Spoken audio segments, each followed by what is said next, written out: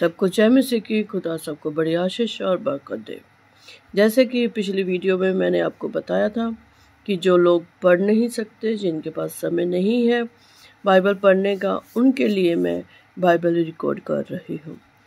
आप लोग कहीं आते हुए जाते समय, रास्ते में, घर में काम करते समय, आप किसी भी समय इसको ऑन करके परमेश्वर के वचन को सुन सकते हैं और परमेश्वर के साथ जुड़े रह सकते हैं। मैंने पिछली वीडियो में उत्पत्ति से शुरू किया था, अध्याय 1, 2 और 3। आज मैं अध्याय 4 से शुरुआत करूंगी। आइए शुरू करते हैं। केन और हाबिल।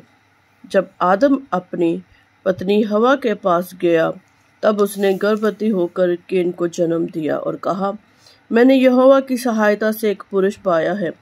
फिर उसने उसके भाई हाबिल को भी जन्म दिया। हाबिल भेड़ बकरियों का चरवाहा बन गया, परंतु केन भूमि पर खेती करने वाला किसान बना।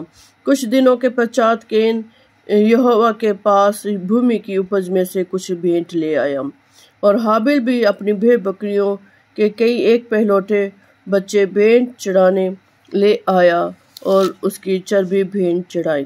तब यहोवा ने हाबिल और उसकी भेंट को ग्रहण किया, परंतु केन और उसकी भेंट को उसने ग्रहण न किया।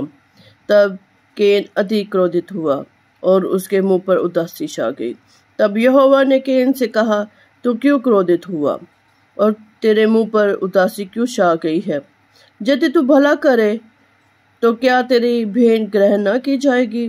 और यदि तू भला न करे तो पाप द्वार पर छिपा रहता है और उसकी लालसा तेरी ओर होगी और तुझे उस पर प्रभुता करनी है। तब केन ने अपने भाई हाबिल से कुछ कहा, और जब वह मैदान में थे, तब केन ने अपने भाई हाबिल पर चढ़कर उसे घात किया। तब यहोवा ने केन से पूछा, तेरा भाई हाबिल कहाँ है? उसने कहा, मालूम नहीं, क्या मैं उसका रखवाला हूँ? उसने कहा, तूने क्या किया है? तेरे भाई का लहू भूमि से मेरी ओर चिल्लाकर मेरी दुहाई दे रहा है। इसलिए अब भूमि जिसने तेरे भाई का लहू तेरे हाथ से पीने के लिए अपना मुंह खोला है, उसकी ओर से तू शापित है। चाहे तू भूमि पर खेती करे तो भी उसकी पूरी उपज फिर तुझे न मिलेगी, और तू पृथ्वी पर भटकने वाला और भगोड़ा होगा। जब केन ने यहोवा से कहा, मेरा दंड सहने से बाहर है, देख तूने आज के दिन मुझे भूमि पर से निकाला है, और मैं तेरी दृष्टि की आड़ में रहूंगा और पृथ्वी पर भटकने वाला भगोड़ा रहूंगा, और जो कोई मुझे पाए मुझे घात करेगा। इस कारण यहोवा ने उससे कहा, जो कोई केन को घात करेगा उससे 7 गुना बदला लिया जाएगा। और यहोवा ने केन के लिए एक चिन्ह ठहराया, ऐसा न हो कि कोई उसे पाकर मार डाले। तब केन यहोवा के सम्मुख से निकल गया और नोद नामक देश में, जो अदन के पूर्व की ओर है, रहने लगा। जब केन अपनी पत्नी के पास गया, तब वह गर्भवती हुई और उसने हनोक को जन्म दिया। फिर केन ने एक नगर बसाया और उस नगर का नाम अपने पुत्र के नाम पर हनोक रखा। हनोक से इराद उत्पन्न हुआ और इराद से मोहियाले उत्पन्न हुआ और मोहियाले से मतुशाले से लेमेक उत्पन्न हुआ। लमेक ने 2 स्त्रियां ब्याह ली, जिन में से एक का नाम आदा और दूसरी का नाम शीला था। आदा ने जाबाल को जन्म दिया। वह तंबुओं में रहने और पशुपालन, इन दोनों रीतियों का प्रवर्तक हुआ। और उसके भाई का नाम जुबाल था। वह वीणा और बांसुरी आदि बाजों के बजाने की सारी रीति के प्रवर्तक हुआ।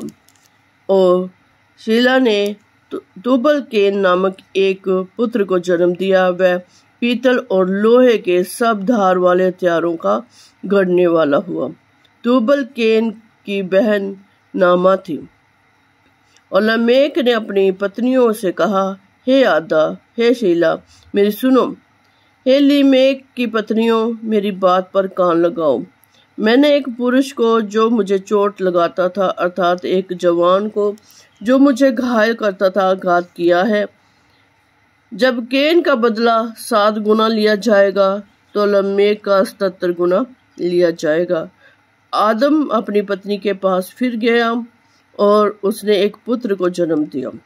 उसका नाम ये कहकर शेत रखा, परमेश्वर ने मेरे लिए हाबिल के बदले जिसको केन ने घात किया एक और वंश ठहरा दिया है। शेत के भी एक पुत्र उत्पन्न हुआ और उसने उसका नाम अनोश रखा। उसी समय से लोग यहोवा से प्रार्थना करने लगे। आदम की वंशावली। आदम की वंशावली यह है, जब परमेश्वर ने मनुष्य की सृष्टि की तब अपने ही स्वरूप में उसको बनाया। उसने नर और नारी करके मनुष्यों की सृष्टि की और उन्हें आशीष दी और उनकी सृष्टि के दिन उनका नाम आदम रखा।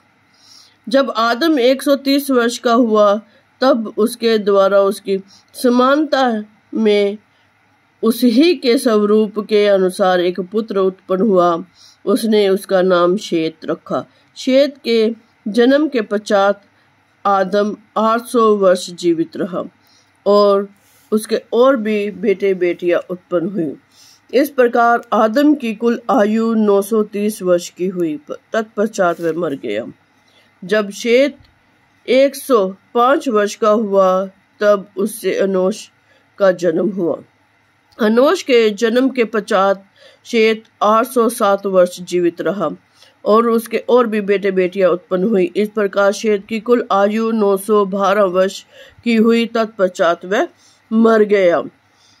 जब अनोश 90 वर्ष का हुआ तब उससे केनान का जन्म हुआ। केनान के जन्म पश्चात अनोश 815 वर्ष जीवित रहा और उसके और भी बेटे बेटियां उत्पन्न हुई। इस प्रकार अनोश की कुल आयु 905 वर्ष की हुई। तत्पश्चात वह मर गया। जब केनान 70 वर्ष का हुआ तब उससे महलेल का जन्म हुआ। महलेल के जन्म के पश्चात केनान 840 वर्ष जीवित रहा और उसके और भी बेटे बेटियां उत्पन्न हुई। इस प्रकार केनान की कुल आयु 910 वर्ष की हुई। तत्पश्चात वह मर गया। जब महलेल 65 वर्ष का हुआ तब उससे जेरेद का जन्म हुआ। जेरेद के जन्म पश्चात महलेल 830 वर्ष जीवित रहा। उसके और भी बेटे बेटियां उत्पन्न हुई। इस प्रकार महलेल की कुल आयु 895 वर्ष की हुई। तत्पश्चात वह मर गया। जब जेरेद 162 वर्ष का हुआ तब उससे हनोक का जन्म हुआ। हनोक के जन्म के पश्चात जेरेद 800 वर्ष जीवित रहा। उसके और भी बेटे बेटियां उत्पन्न हुई। इस प्रकार जेरेद की कुल आयु 962 वर्ष की हुई। तत्पश्चात वह मर गया। जब हनोक 65 वर्ष का हुआ तब उसे मतुशेलह का जन्म हुआ। मतुशेलह के जन्म के पश्चात हनोक 300 वर्ष तक परमेश्वर के साथ साथ चलता रहा और उसके और भी बेटे बेटियां उत्पन्न हुई। इस प्रकार हनोक की कुल आयु 365 वर्ष की हुई। हनोक परमेश्वर के साथ साथ चलता था, फिर वह लोप हो गया क्योंकि परमेश्वर ने उसे उठा लिया। जब मतुशेलह 187 वर्ष का हुआ तब उससे लमेक का जन्म हुआ। लमेक के जन्म के पश्चात मतुशेलह 782 वर्ष जीवित रहा। उसके और भी बेटे बेटियां उत्पन्न हुई। इस प्रकार मतुशेलह की कुल आयु 969 वर्ष की हुई। तत्पश्चात वह मर गया। जब लमेक 182 वर्ष का हुआ तब उससे एक पुत्र का जन्म हुआ। उसने ये कहकर उसका नाम नूह रखा, यहोवा ने जो पृथ्वी को शाप दिया है उसके विषय ये लड़का हमें हमारे काम में और उस कठिन परीक्षा में जो हम करते हैं हमको शांति देगा। नूह के जन्म के पश्चात लमेक 595 वर्ष जीवित रहा और उसके और भी बेटे बेटियां उत्पन्न हुई। इस प्रकार लमेक की कुल आयु 777 वर्ष की हुई। तत्पश्चात वह मर गया। और नूह 500 वर्ष का हुआ और नूह से शाम और हाम और जपेत का जन्म हुआ। अध्याय 6। फिर जब मनुष्य भूमि के ऊपर बहुत बढ़ने लगा और उनके बेटियां उत्पन्न हुई, तब परमेश्वर के पुत्रों ने मनुष्य के पुत्रियों को देखा कि वह सुंदर है और उन्हें जिस जिस को चाहा उससे विवाह कर लिया। तब यहोवा ने कहा, मेरा आत्मा मनुष्य से सदा लो विवाद करता ना रहेगा, क्योंकि मनुष्य भी शरीर ही है।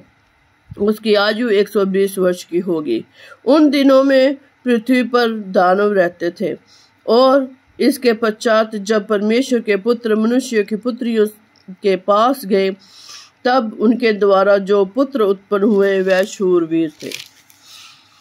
शूरवीर थे जिनकी कीर्ति प्राचीन काल से प्रचलित है। यहोवा ने देखा कि मनुष्य की बुराई पृथ्वी पर बढ़ गई है और उनके मन के विचार में जो कुछ उत्पन्न होता है वह निरंतर बुरा ही होता है। और यहोवा पृथ्वी पर मनुष्यों को बनाने से पछताया। तब और वह मन में अति खेदित हुआ।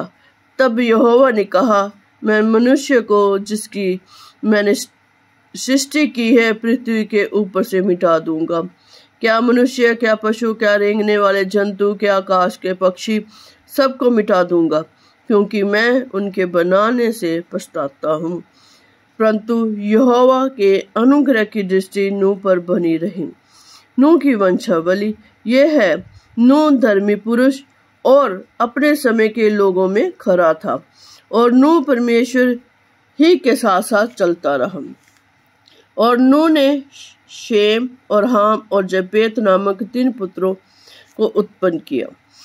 उस समय पृथ्वी परमेश्वर की दृष्टि में बिगड़ गई थी और उपद्रव से भर गई थी। और परमेश्वर ने पृथ्वी पर जो दृष्टि की तो क्या देखा कि वह बिगड़ी हुई है, क्योंकि सब प्राणियों ने पृथ्वी पर अपना अपना चाल चलन बिगाड़ लिया था।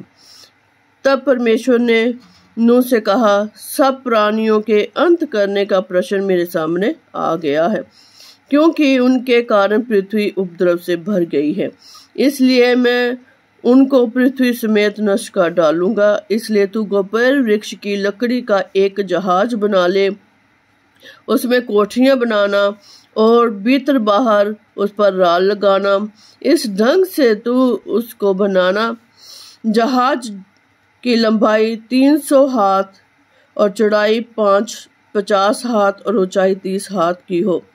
जहाज में एक खिड़की बनाना और उसके एक हाथ ऊपर से इसकी छत बनाना और जहाज की एक और एक द्वार रखना और जहाज में पहला, दूसरा, तीसरा खंड बनाना। और सुन, मैं आप पृथ्वी पर जल प्रलय करके सब प्राणियों को जिसमें जीवन का प्राण है आकाश के नीचे नष्ट करने पर हूँ, और सब जो पृथ्वी पर है मर जाएंगे। परंतु तेरे संग मैं वाचा बांधता हूँ, इसलिए तू अपने पुत्रों, स्त्री और बहुओं समेत जहाज में प्रवेश करना। और सब जीवित प्राणियों में से तू एक एक जाति के 2-2 अर्थात एक नर और एक मादा जहाज में ले जाकर अपने साथ जीवित रखना। एक एक जाति के पक्षी और एक एक जाति के पशु और एक एक जाति के भूमि पर रेंगने वाले सब में से 2-2 तेरे पास आएंगे कि तू उनको जीवित रखे।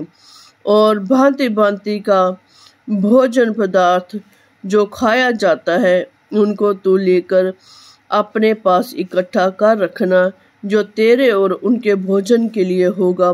परमेश्वर की इस आज्ञा के अनुसार नूह ने किया। एक खुदा की पितृवाणी है, पढ़े सुने जान पे खुदा आशीष दे। आप जरूर इसको सुनना और आशीष पाना। परमेश्वर के साथ जुड़े रहें और मेरी अगली वीडियो के आने तक आप इंतजार करना। खुदा का अनुग्रह आप सबके साथ होता रहे। आमीन। जपता हूँ, कुछ अपना पता देना।